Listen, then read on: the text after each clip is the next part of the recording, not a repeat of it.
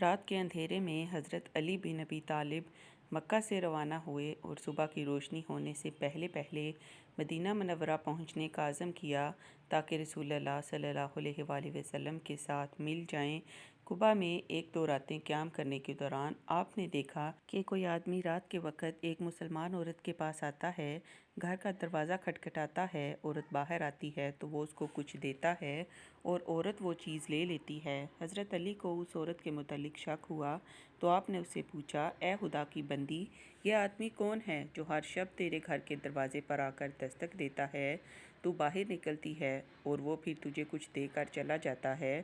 میں اس آدمی کو نہیں جانتا، لیکن تم تو ایک مسلمان عورت ہو اور تمہارا خامند بھی نہیں ہے۔ اس عورت نے کہا کہ وہ سہل بن حنیف بن وہب رضی اللہ ہیں، انہیں علم ہے کہ میں ایک ایسی عورت ہوں کہ میرا اور کوئی نہیں ہے۔